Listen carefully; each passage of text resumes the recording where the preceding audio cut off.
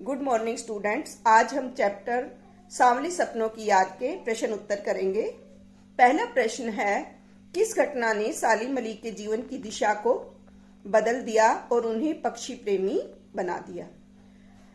बचपन में सालिम अली की एयर गन से एक नीले कंठ वाली गोरैया घायल होकर गिर पड़ी थी। इसी घटना ने उनके जीवन की दिशा को बदल दिया। वह गोरैया उन्हें खोज के नए नए रास्तों की ओर ले गई और वो पक्षी प्रेमी बन गए। क्वेश्चन नंबर सेकंड, सालिम अली ने पूर्व प्रधानमंत्री के सामने पर्यावरण से संबंधित किन संभावित खतरों का चित्र खींचा होगा कि जिससे उनकी आंखें नम हो गई थी? केरल में स्थित साइलेंट वैली में सरकारी योजनाएं चलाई जा रही थी और इसके कारण साइलेंट वैली को खतरा पैदा हो गया था। सालिम अली उस समय के प्रधानमंत्री चौधरी चरण सिंह से मिले और उन्होंने उन्हें बताया कि साइलेंट वैली को यदि नहीं बचाया गया तो अन्य बहुत से वन्य पशु पक्षियों की जो प्रजातियां हैं वो लुप्त हो जाएंगी और आने वाली पीढ़ियां उन्हें नहीं देख पाएंगी। और वहीं जो केरल प्रदेश है, जो हरा भरा प्रदेश है, धीरे धीरे मरुस्थल में बदल जाएगा। और यह जानकर चौधरी चरण सिंह जी की आंखें नम हो गई थी। क्वेश्चन नंबर थर्ड, लॉरेंस की पत्नी फ्रीडा ने ऐसा क्यों कहा होगा कि मेरी छत पर आने वाली गोरैया लॉरेंस के बारे में ढेर सारी बातें जानती हैं? लॉरेंस की पत्नी फ्रीडा ने ऐसा इसलिए कहा होगा क्योंकि D.H. लॉरेंस भी प्रकृति प्रेमी कवि थे। वे अपने आसपास के प्राकृतिक गतिविधियों को निकट से जानते थे और उनसे प्रेम करते थे। उनकी छत पर आने वाली गोरैया के साथ वे काफी समय बिताते थे।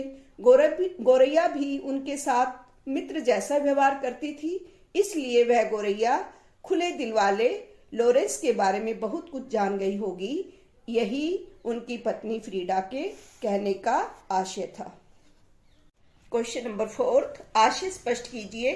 फर्स्ट पार्ट, वो लॉरेंस की तरह नैसर्गिक जिंदगी का प्रतिरूप बन गए थे। लॉरेंस प्रकृति प्रेमी थे। वे प्रकृति में खोए रहने वाले तथा प्रकृति से समान भाव के साथ रहने वाले व्यक्ति थे।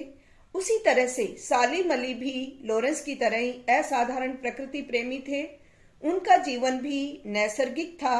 वे प्रकृति के समान ही सरल और निश्चल स्वभाव के थे। सेकंड पार्ट है, कोई अपने जिस्म की हरारत और दिल की धड़कन देकर भी उसे लौटाना चाहे तो वह पक्षी अपने सपनों के गीत दोबारा कैसे गा सकेगा? सालिम अली रूपी पक्षी अब मौत की गोद में सो चुके हैं। अब कोई व्यक्ति यदि अपने दिल की धड़कन उनके दिल में डालना चाहे और अपने शरीर की गर्मी उनके शरीर को देना चाहे तो भी वह सालिम अली को जीवित नहीं कर सकता। सालिम अली के सपने उनके अपने शरीर से उपजे हुए सपने थे और मौलिक थे।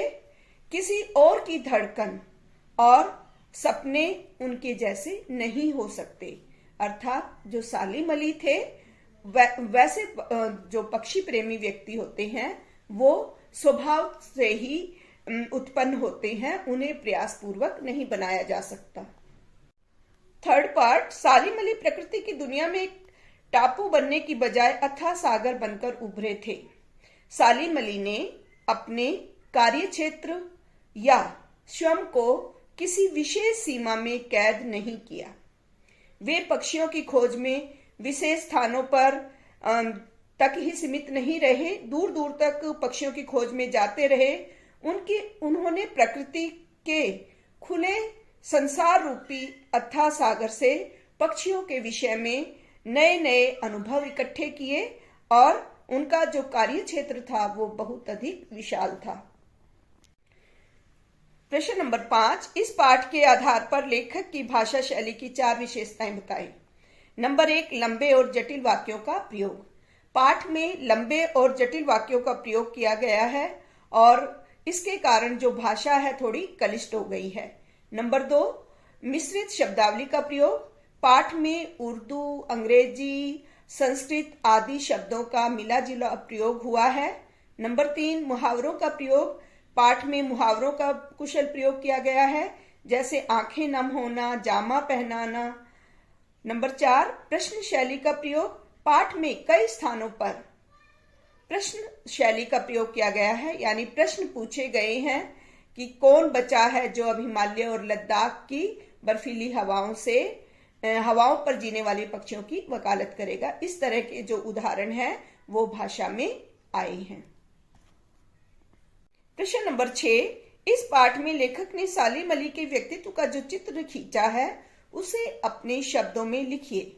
सालिम अली सुप्रसिद्ध पक्षी विज्ञानी थे जो दूर दूर तक पक्षियों की खोज में जाया करते थे। वे हमेशा आंखों पर या गले में दूरबीन लटकाए रहते थे। वे प्रकृति से बहुत ही प्रेम करते थे, घुमक्कड़ स्वभाव के थे। वे पर्यावरण की सुरक्षा के प्रति सजग थे और इसी विषय में वो तत्कालीन प्रधानमंत्री चौधरी चरण सिंह से भी मिल चुके थे।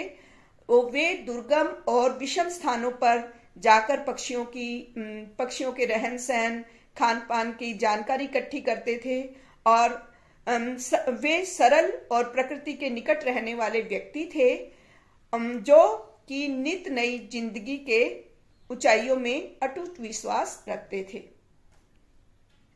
प्रश्न नंबर 7, सांवले सपनों की याद शीर्षक की सार्थकता पर टिप्पणी कीजिए। सांवले सपनों की याद शीर्षक पूर्णतः सही है क्योंकि इसे पढ़कर मन में एक जिज्ञासा उत्पन्न होती है कि कैसे सपने, किसके सपने, कौन से सपने, और सपने वो भी सांवले। इन सपनों के साथ किसकी यादें जुड़ी थी। इसके अलावा सालिम अली के हृदय में आजीवन सपनों को खोजने की ललक थी। सालिम अली आज भी मिथक बन गए हैं और उनकी याद ही सांवले सपनों की याद बन गई है।